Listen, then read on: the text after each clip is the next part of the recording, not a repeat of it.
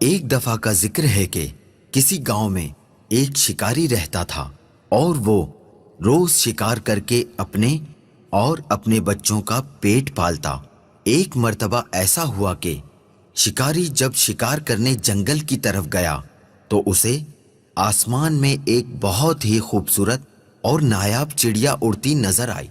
چڑیا کو دیکھتے ہی شکاری کے منہ میں پانی آ گیا اور وہ سوچنے لگا کہ اگر کسی طرح یہ نایاب چڑیا میرے ہاتھ لگ جائے تو اس کو بازار میں مہنگے داموں بیچ کر خوب پیسے کماؤں گا۔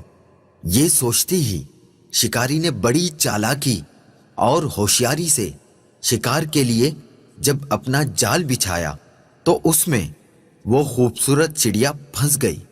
چڑیا کو جال میں دیکھ کر شکاری اپنی اس کامیابی پر بہت خوش ہوا اور دل ہی دل میں اس چڑیا کو فروخت کرنے کے منصوبے بنانے لگا۔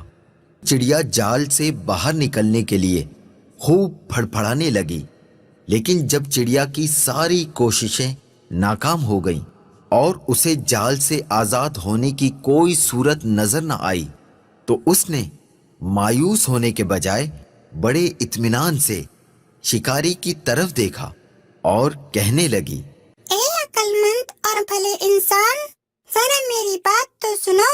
مجھ چھوٹی اور ننھی سی چڑیا کو پکڑ کر آپ کو کوئی فائدہ نہیں ہونے والا، کیونکہ اگر تم مجھے ذبح بھی کرتے ہو تو میرے تھوڑے سے گوشت اور گنتی کے چند نرم و نازک ہڈیوں سے تمہارا کیا بنے گا؟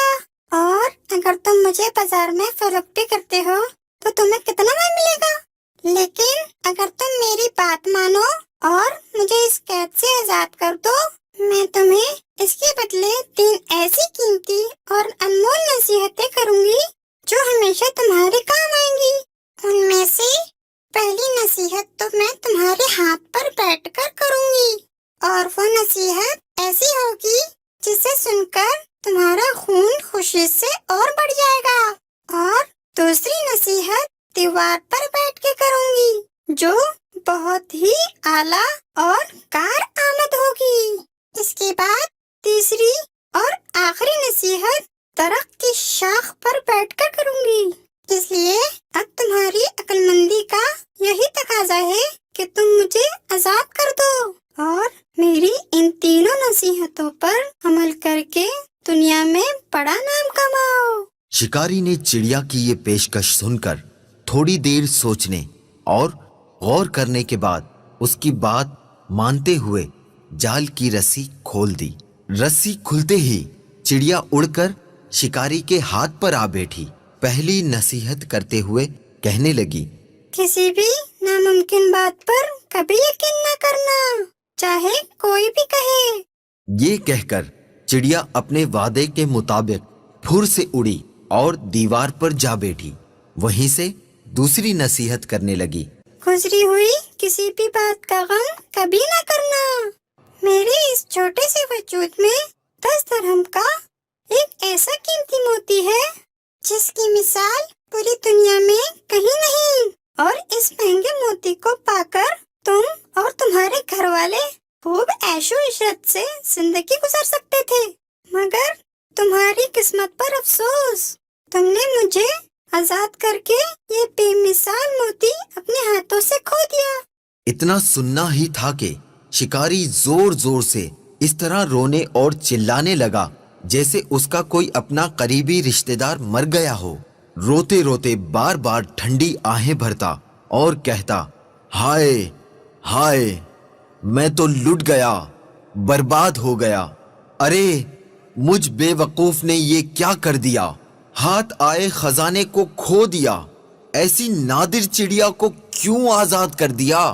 شکاری جب خوب رو دھو چکا تب چڑیا نے اسے مخاطب کرتے ہوئے کہا، ارے بے وقوف اور احمق شکاری، میں نے پہلے ہی تمہیں نصیحتیں کرتی تھی کہ گزری ہوئی بات کا غم نہ کرنا۔ جب یہ بات ہو ہی گئی تھی تو افسوس سے ہاتھ ملنا کس کام کا؟ اور ہاں، یہ نادان شکاری، تم نے میری پہلی نصیحت بھی تو غور سے نہیں سنی۔ میں نے کہا تھا نا کہ کسی بھی ناممکن بات کا ہرگز یقین نہیں کرنا چاہیے، خواہ وہ کیسی ہی کیوں نہ ہو۔ اب ذرا عقل سے کام لو اور دیکھو تو صحیح، مجھ ننھی سی جان کا پورا وجود 3 درہم سے زیادہ کا نہیں ہے، تو پھر 10 درہم کا موتی میرے چھوٹے سے وجود میں کیسے آ سکتا ہے؟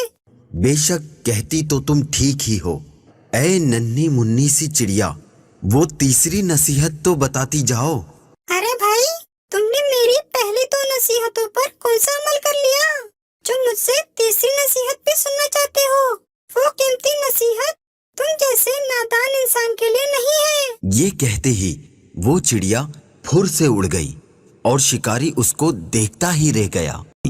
اس کہانی سے ہمیں یہ سبق ملا کہ عقل مندی اللہ عز و جل کا بہت بڑا انعام ہے، اسے وقت پر استعمال کرنا فائدہ مند رہتا ہے، اور کسی احمق اور بے وقوف کو نصیحت کرنا ایسا ہے جیسے بنجر یعنی بیکار زمین میں بیج ڈالنا۔ حکمت و دانائی۔ حضرت سیدنا ابو ہریرہ رضی اللہ تعالی عنہ سے روایت ہے کہ شہنشاہ مدینہ قرار قلب و سینہ صاحب معطر پسینہ فیض گنجینہ صلی اللہ تعالی علیہ وآلہ وسلم نے ارشاد فرمایا کہ حکمت مومن کا گمشدہ خزانہ ہے، لہٰذا مومن اسے جہاں پائے وہیں اس کا زیادہ حقدار ہے۔